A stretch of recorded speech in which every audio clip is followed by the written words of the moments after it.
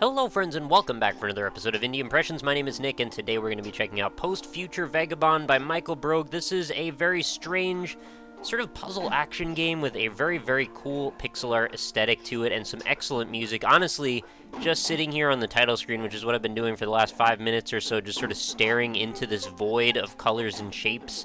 I mean, I keep sort of looking for something, I don't know, like there's going to be this optical illusion that pops out at me or something, and I guess it's not there, but I just keep hoping. But I really enjoy the combination of colors that's happening here, as well as the very discordant and strange music that's happening as well. It almost sounds like the artist that's creating this music it's just he's clearing his throat over and over, and then there's also maybe the sound of like a goat bleeding at a certain point.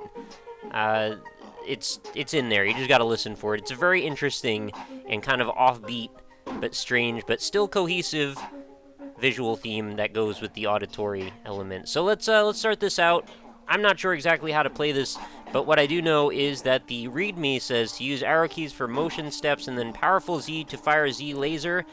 Maybe X as well someday. Beware the enemies, and especially the last enemy, the boss. Oh no, ghosts. So if that's any kind of indication, those are things that we might want to keep in mind. So we've got our powerful Z laser. You'll see it does crack through some of these elements in the background, and there are a number of different enemies that seem to be chasing after me and trying to drag pieces of the environment around with them. You'll notice there's also on the side what looks like 2 bacteria or paramecium or something, which, if I were to guess, I would think my goal is to kill those. But I don't know exactly how to do that, so we're going to try and figure this out together if we can. I'm not sure what these visual elements are supposed to represent. It sort of looks like maybe microchips or something, like RAM modules or some sort of transistors. I mean, maybe it's not meant to be anything. It could just be abstract, and that's totally cool if it is, actually. I'm fine with that. But it seems like when we hit stuff with our Z laser, we actually seem to lock them in a little prison. And then there's a strange thing about getting hit, because you only seem to be able to get hit if you're in a position where you can't move out of that spot, sort of like in chess or something, where you'd be put in check. So there's a little bit almost of like a turn-based element to this, even though it's all happening in real time, whether you're there to do anything about it or not. Alright, so that time I was able to trap one in place, and then hit it with the laser several times, and it looks like maybe I have to hit it from both sides for it to matter. So I only spent a couple moments with this while I was getting my sound check, and I'm not sure how this is going to progress or what's different, but I know that I did make it to the second level before, and this is not what the second level looked like before. So maybe there's a certain element of randomness to this. I'm not sure, but I kind of like that if there is. So I've got to learn how to manipulate these enemies to move them around the environment. It looks like these ones with the circle on the inside seem to explode, so I might want to try and set that up if I can. But I'm running out of laser bits, so I've got to keep collecting those. And then now we've got this little, like, Bomberman element to things, where we've got to watch out for the blast radius from these bombs, as well as watch out for the positioning that we're setting ourselves up for. And thankfully we can push some stuff, but yeah, I just screwed myself there. I got stuck in the corner. Oh, now the first level seems to be this level. I guess we just stick to where we left off, which is kind of fine with me, actually. So how would I get out of this without hurting myself? It seems like I'm destined to be hurt no matter what I do, unless I guess I just stick in the corner or something.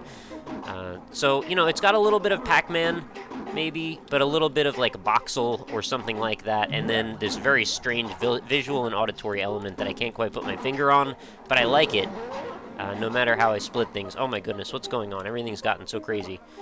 I only have a few Z lasers, so I've got to go ahead and grab some more of those. Looks like that guy can go through all the walls. So if I could, like, set him up to be in a position where I can get to him easily, that would be pretty helpful for me. There we go. Alright, looks like I bombed my way through all of that. What happens here? I can't push any of these. What do I have to do? Just blow them up? Then I'm going to take damage.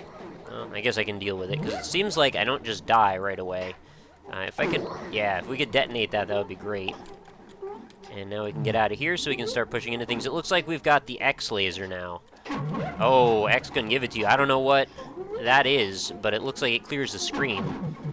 Or does it reset things? I'm not really sure I know what that's doing, but I like it. Let's not get trapped here again.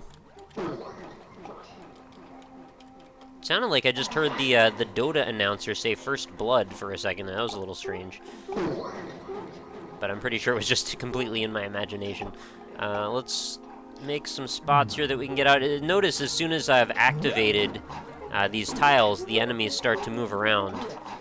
Before that, they seem to just stay in place, so it's kind of something to keep in mind. You can actually sort of start the game when you want to a certain degree anyway, because I know these ghost guys or whatever these are seem to be able to go in after you no matter where you are.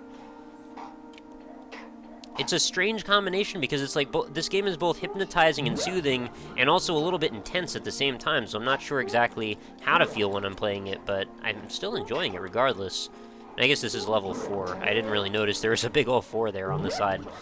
Let's see if we can explode him. Nope. Alright, so we've got one more guy to get. I think I want to just make sure I take him out. There we go.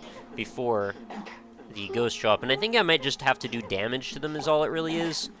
So just keep beating on them for a little while and eventually they die, right? I mean, I don't know for a fact yet, but it seems like that one got a little bit more damaged. Oh, geez. Well, I'm trapped now. I don't know what that new enemy is or what it does, but I'm a little afraid. There we go. You know, what is this reminding me of? Maybe Meteos or something? The fact that the music seems to be a little bit generated on the fly with these sound samples. Maybe Meteos and Lumines both. And both puzzle games that I enjoy quite a bit. I don't know if I actually said, is this technically a puzzle game? I guess it is. Yeah, it's like an action puzzle game. Not that it really matters what we define things as, but, you know, it could be interesting. And I guess maybe the X is just an extra life or something? Because it seems like I just reset when I use that, but I can also use it at any time. So, you know, it's all up in the air. It's all a bit of a mystery. But sometimes the best parts of games are figuring them out. And also just sort of enjoying the ambience that they create. And this is, I think, a great example of both of those situations coming together. Oh, stop getting him away. Let's get a couple more Z lasers. Okay, blow that one up. And that one as well. There we go. Okay, that one's all enraged. I don't know what that means for me, though, when it's enraged. Okay, I killed it. I guess we made it on to the next level. So now we've got another new block. Oh, geez, they turn into ghosts. They're ghost stasis chambers. That's terrifying. Okay, well, since I still don't know exactly what I'm doing with these, probably not a good idea to, like, set them free and have them hunting me. How am I going to get back in there? I got to go all the way around here. Then I'm going to drag this box in with me, and that's just a problem. There we go. It's actually reminding me a little bit of some of the pixel art aesthetic.